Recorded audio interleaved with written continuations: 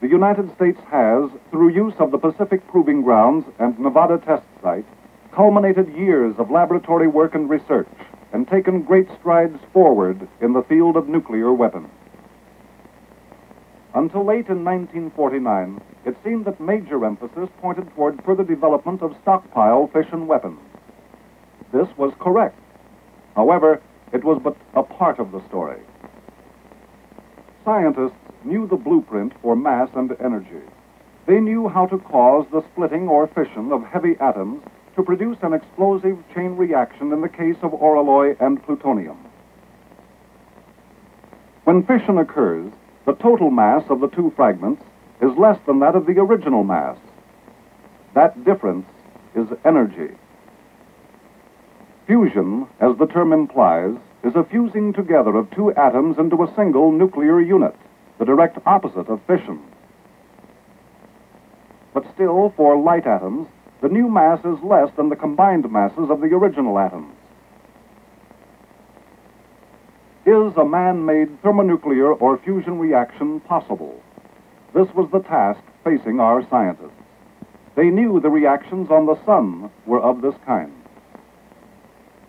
Very probably, it was the fusion of hydrogen taking place over millions of years.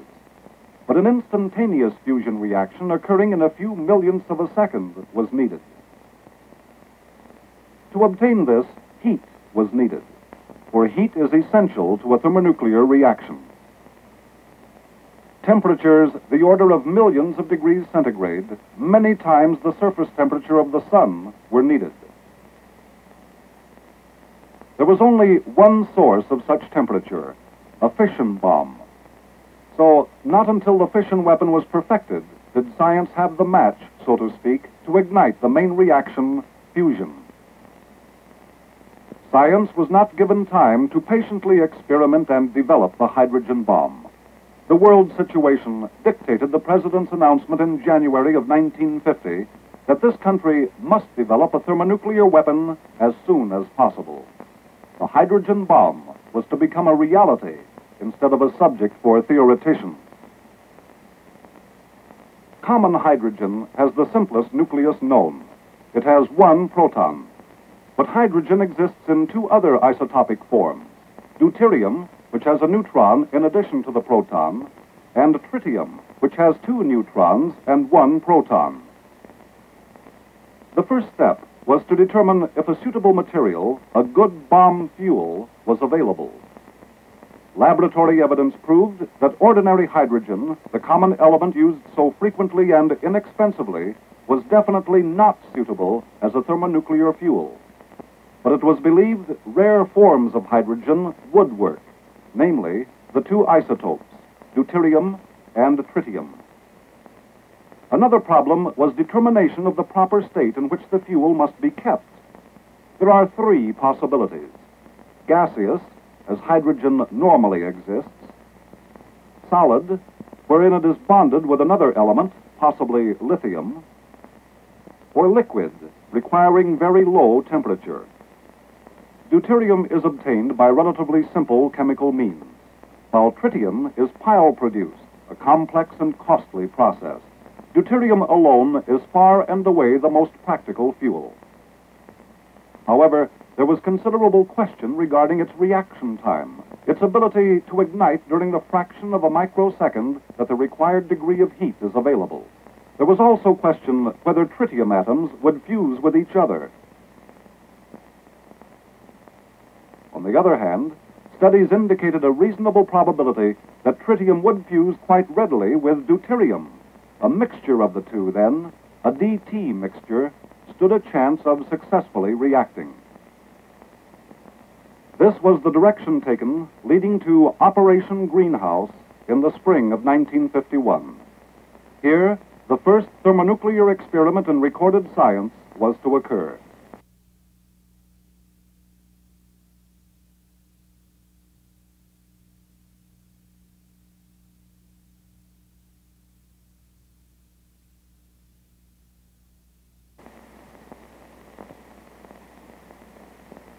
George was designed to determine if fission energy could fuse a deuterium-tritium mixture.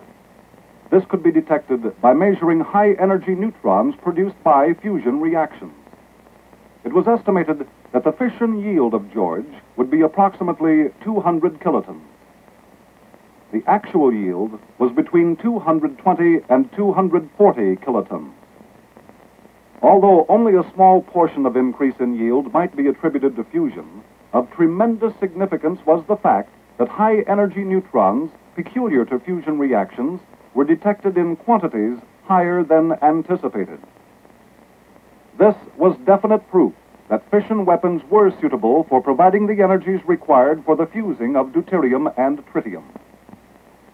The end result was that a program dealing with wet weapons, that is, those weapons carrying their fuel in a liquid state, was adopted, leading to Operation Ivy and Mike in the fall of 1952.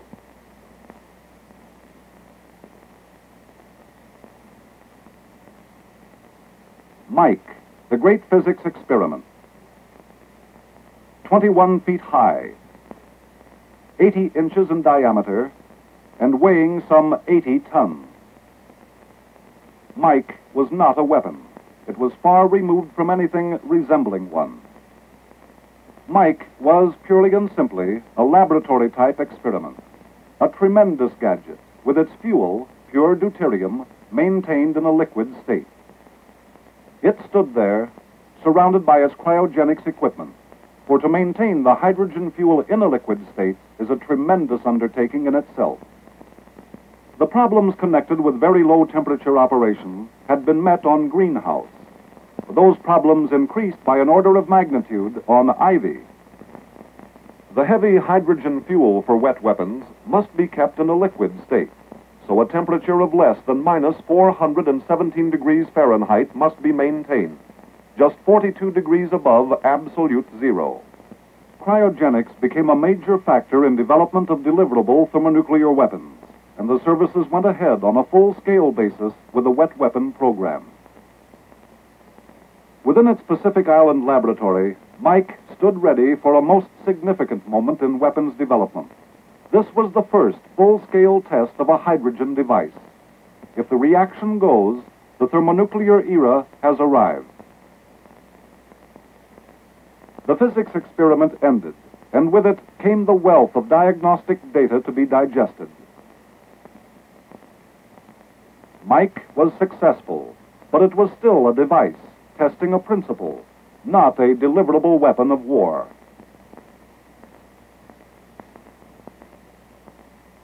So, as of November 1st, 1952, we had the principle, but lacked the real weapon. During the months after the Mike detonation, preparations for a new series of tests to solve the problem of a deliverable megaton weapon went on at an accelerated pace. All this leading to Operation Castle at the Pacific Proving Ground in the months of March, April, and May, 1954. Certain tests carried out at the Nevada test site materially increased the stockpile of weapon data.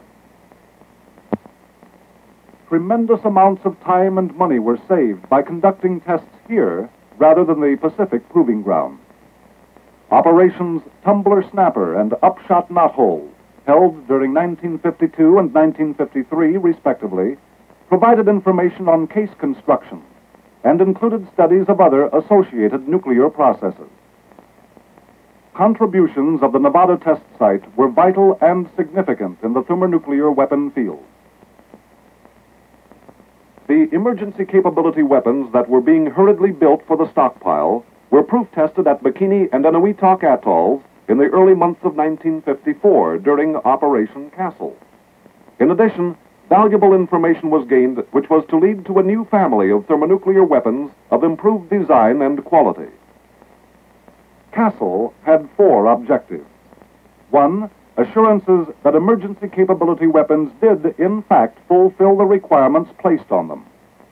2, an evaluation of dry versus wet thermonuclear fuels. 3, reduction of size and weight in future weapons. 4, obtain effects data on large-yield weapons. Castle was a 6-shot test, 5 at Bikini and the other at Eniwetok. From this operation, we learned the answers to questions on the behavior of thermonuclear weapons and their fuel systems. We found that the intricate and cumbersome problems of cryogenics born with Mike Shot in 1952 could be canceled out and emphasis put on dry or solid fuels. Thus, in a period of 15 months, the wet program was obsolete. Castle was a success. The achievements from this one test are proof enough. The wet weapon program was dropped, and all attention focused on dry fuel systems. Vital data on effects of high-yield weapons were obtained. Definite reductions in the amounts of costly, hard-to-get tritium, and increased knowledge in the use of light element fuels necessary for weapon function was another Castle bonus. And by far, the most important item was the Emergency Capability Program. Castle proof-tested vitally needed weapons, deliverable weapons for the services.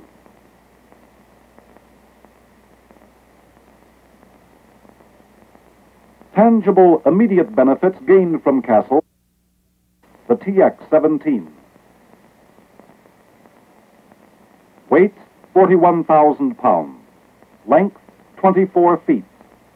Diameter, 5 feet. This is the largest weapon in the thermonuclear family, and is a B-36 or B-52 capability. The TX-24, its sister weapon, is identical externally and differs only in nuclear components.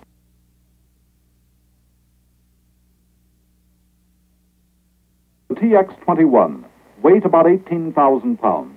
It measures 150 inches in length and 56 inches in diameter. The TX-21 is essentially a scaled-down TX-24. Its sister weapon, the TX-36, is identical externally and differs only in nuclear components. These satisfy the requirements for weapons to use in conjunction with B-47 and P-6M aircraft. The TX-15, a small, relatively low-yield weapon. The TX-15 measures 11 feet 6 inches in length and less than 3 feet in diameter. Its uses will be varied, and it can be carried by a wide range of aircraft types. TX-14 was fabricated in small quantities to augment the stockpile.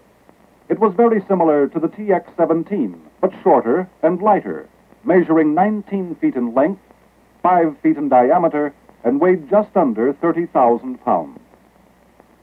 While smaller and lighter than the 17, its cost in active materials was considered to be too high to constitute a practical weapon, and hence the 14 has been retired from stockpile. These weapons fulfilled most of the military requirements for 3 of the 4 general classes of thermonuclear weapons as then laid down by the JCS. Class A, TX-17 and TX-24, weighing not more than 50,000 pounds. Class B, TX-21 and TX-36, weight between 15 and 23,000 pounds.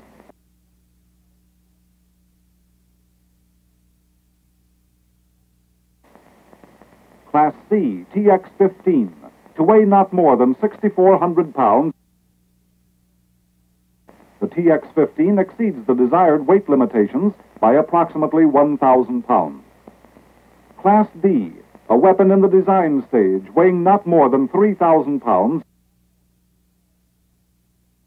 A requirement for future development of a new family of thermonuclear weapons to ultimately replace those now in stockpile has been stated by the Joint Chiefs of Staff. This requirement redesignates the weapons classes. However, there is much more to a thermonuclear weapon than its size and weight. It is inside where the big payoff comes. When the primary or trigger bomb is fired, energy is transferred to the secondary.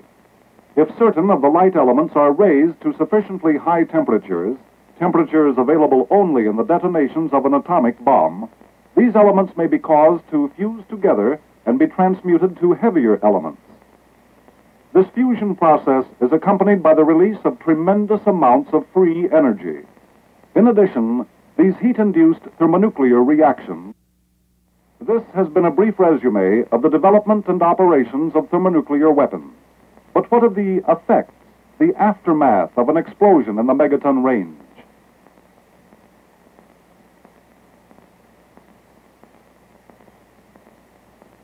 George shot, 240 kilotons. 0 point was the island of Eberiru. George left a crater 1,000 feet across and 10 feet deep. Mike, 10 megatons. 0 was the island of Ilujilab. The crater was 1 mile in diameter and sloped down to a maximum of 175 feet. An entire island was vaporized, and sections of islands on either side were chopped off. This is the island of Enenman, Bikini Atoll, the first shot of Operation Castle.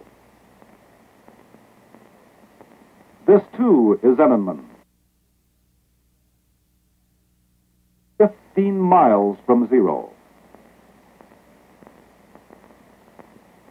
Castle provided the military with the opportunity to record and study the effects of multi-megaton weapons and aided them in the revision of previous military concepts dealing with low-yield capabilities. For example, initial gamma radiation at ranges of concern was only about 1/10 of the predicted intensity. It was found that initial gamma from high-yield weapons becomes militarily unimportant in those ranges where blast and thermal continue to cause almost 100% casualties outside of heavy bunkers. Measurements of neutron spectrum and flux were made, and it developed that while the neutron flux was heavy, it attenuated so rapidly with distance that no military value was attached. The significance of fallout from high-yield surface detonations becomes increasingly important from the military viewpoint. Fallout begins with the millions of tons of earth vaporized or thrown out by the explosion. It traps radioactive fission products while being drawn to great heights within the clouds. The main fallout pattern appears to have been dominated by winds between 20,000 and at least 70,000 feet, with some influence exerted on the pattern by winds outside this band. A shower of radioactive particles drop from the cloud as it is carried along by these winds at rates determined by individual particle size, so that many hours are required before the pattern is complete. Although fallout was studied in the classic way, wind factor caused contamination of distant populated atolls, providing a completely new source of study on these effects and showing graphically the tremendous area of contamination from a high-yield surface burst. 229 natives and 28 American service personnel received doses ranging from 12 to 200 Roentgens. Shortly after the shot, they were evacuated to Kwajalein for treatment and observation. None of the doses appeared to reach levels of immediate combat significance, nor did the people suffer severe effects. Also of great significance was determination of what appears to be the main fallout pattern. This pattern is difficult to predict and is subject to many variables. It settles to Earth in a design which can reasonably be called a long leaf shape. Analysis of data indicates that for a surface detonation of a high-yield weapon, an area of approximately 7,000 statute square miles can be covered by contamination at levels that might be lethal to some 50% of exposed humans. Some approximate areas such a fallout pattern could encompass within the United States would be an area running from Milwaukee east beyond Detroit, from Denver east to Lincoln, Nebraska, from Los Angeles east to Flagstaff, Arizona.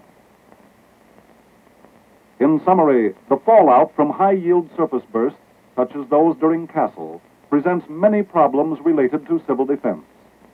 However, passive defense can drastically reduce casualties. The shelter of a frame dwelling will cut the dose rate to 1/2 of the outside rate, and a position in the basement would reduce it to a tenth. Attenuations in excess of 1,000 can be gained in basements or middle stories of multi-story buildings, or in simple shelters with at least 3 feet of earth overhead. The seeking of optimum shelter for a minimum of 2 to 4 days appears to offer the best chance for survival. In areas some distance away and downwind from the point of detonation, a period of 5 to 10 hours may be available in which to seek shelter before fallout begins. The first studies on blast from megaton weapons were made on IV mic. Castle provided a check on these figures and added some of its own. However, the real military importance of high-yield blast effects lies not in their type or quality, but in their enormous range compared to kiloton weapons. A 100 kiloton weapon at optimum height will cause severe damage over an area of 5 square miles and moderate damage over 12 square miles. Contrast this, 5 and 12, with 80 square miles of severe damage and 240 square miles of moderate damage from a 15 megaton surface burst like Castle Shot 1. 240 square miles, more than 20 Hiroshimas in a group, more than 10 Manhattans, in which blast, compounded with fire, may bring almost total destruction. The big bonus from multi-megaton weapons is the longer positive phase, producing blast damage far beyond that of kiloton weapons. Many other projects made up the effect studies on Castle. For example, drone Liberty ships were utilized to aid in perfecting washdown techniques for vessels caught in fallout areas. No thermal military effects tests were scheduled on Castle, but measurements were made of the thermal spectrum, power versus time, and total energy. Power versus time graphs show that the main thermal pulse of a low-yield weapon arrives and is essentially completed inside of a couple of seconds. From a high-yield weapon, it takes some 3 seconds to reach the peak of the main pulse, which has a comparatively long duration. Therefore, quick dodging into even light cover would allow target personnel to escape most of the thermal effects.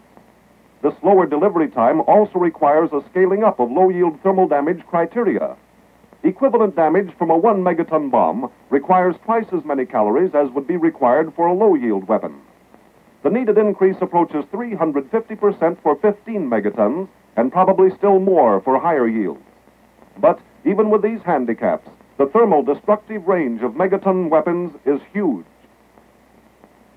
Against exposed troops wearing 4-layer winter uniforms, an optimum burst height with a 100 kiloton bomb can produce 50% casualties out to nearly 2 miles, involving an area of 10 square miles. A 15 megaton burst will, even after tripling the calorie requirements, produce these 50% casualties out to the edges of a 75 square mile area. Lighter clothes will greatly extend the area.